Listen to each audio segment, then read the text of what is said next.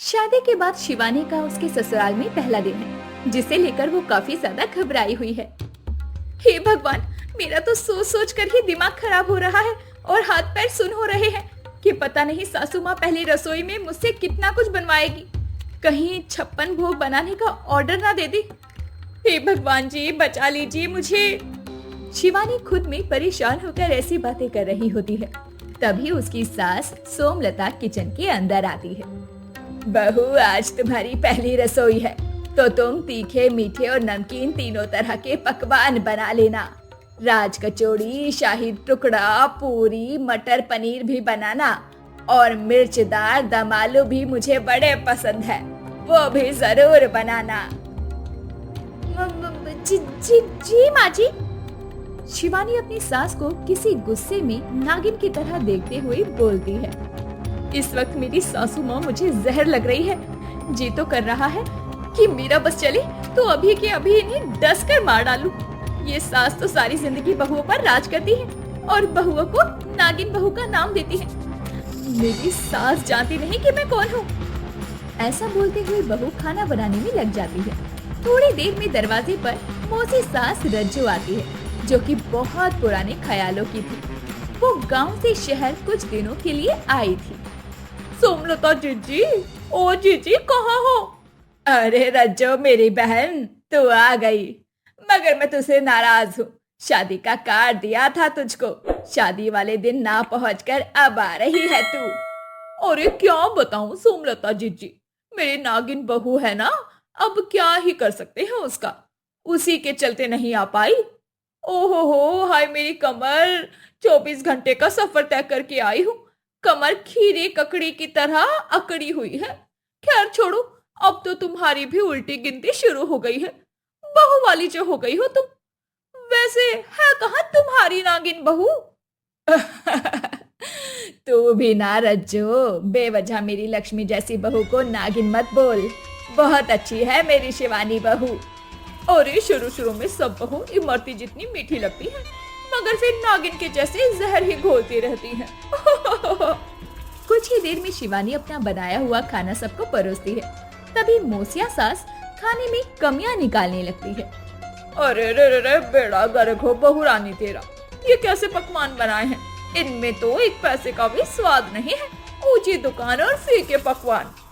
रज्जो को खाने में कमी निकालते देखकर शिवानी उसे नागिन की तरह टेढ़ी नजरों से देखती है तो रज्जो कहती है, अरे जीजी, देखो देखो, तुम्हारी नागिन बहू किस तरह नागिन जैसी आंखों से मुझको घूर घूर कर देख रही है, जैसे मानो अभी के अभी डस लेगी मुझको।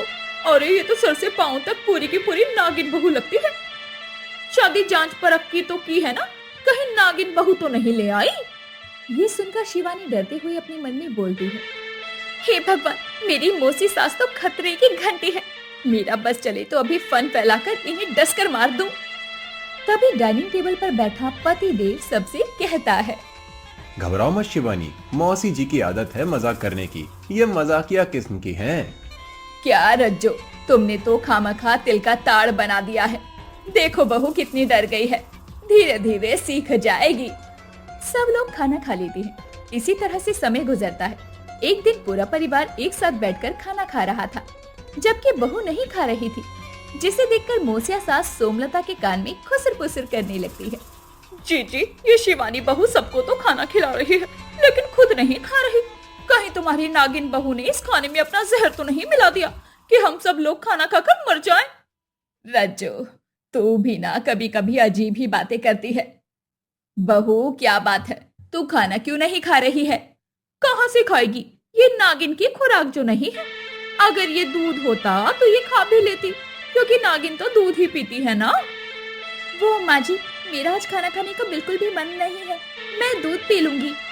दूध का नाम सुनकर मोसिया सास शिवानी की शक्ल देखने लगती है और घबराकर बोलती है, सुना तुमने जीजी, शिवानी बहू दूध पिएगी? पता है, नागिन की खुराक होता है दूध। अब तो मैं तुमको पक्की गारंटी देती हूँ, तुम्हारी बहू नागिन है, नागिन। रज्जो ऐसा बोल ही रही थी कि तभी उसके खाने का रंग नीला हो जाता है, जिस वजह से सास अपनी बहू पर शक करने लगती है। दोनों उस पर नजर रखने लगती हैं। तभी बहू आधी रात को उठती है और रसोई में जाकर सारा दूध पी जाती है। उफ, कितने जोरों की भूख लगी थी। अब जाकर दूध पीकर शांति आई है। जल्दी से कमरे में चली जाती हूँ, कोई देख ना ले। देखा तुमने कैसे तुम्हारी नागिन बहू आधी रात को उठकर दूध गटक रही है। अभी भी तुमको सबूत चाहिए क्या? नहीं, अब मुझको भी यकीन हो गया है कि मेरी बहू नागिन है।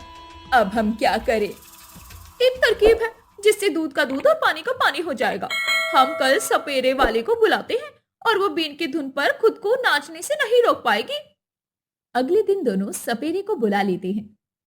अलक निरंजन, कहाँ है वो नागिन बहू? घर में सपेरे के आने के डर से शिवानी दरवाजा बंद कर लेती है।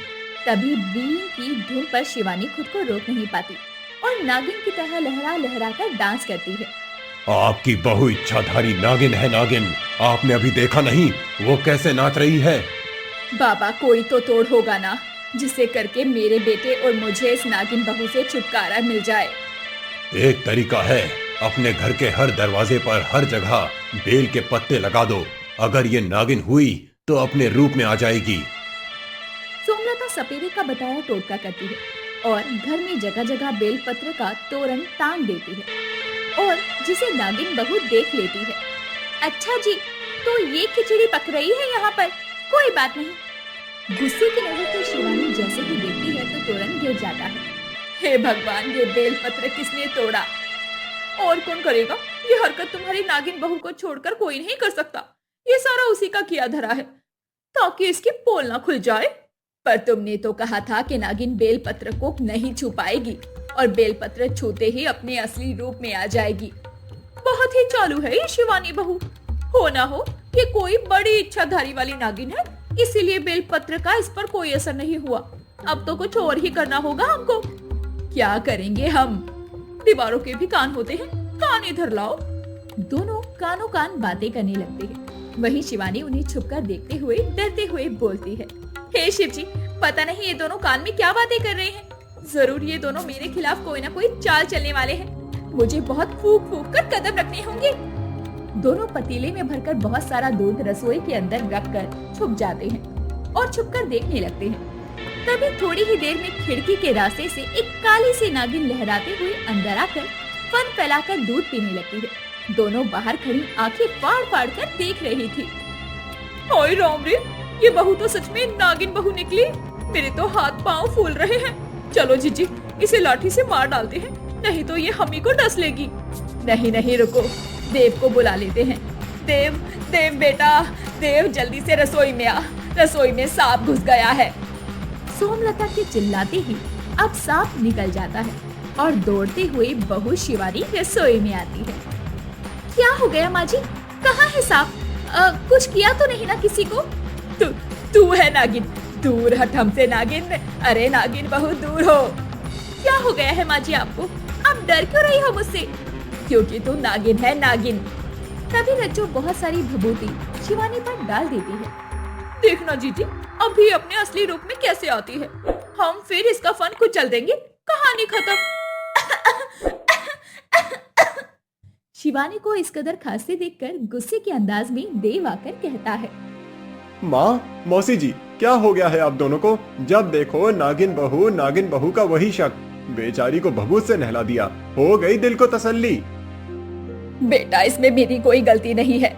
ये मेरी बहन ने ही मुझे भड़काया था कि मेरी बहू नागिन है और इसने ऐसी ऐसी बातें भरी कि मुझे भी यकीन हो गया कि मेरी बहू नागिन है। और इसमें मेरी क्या गलती है?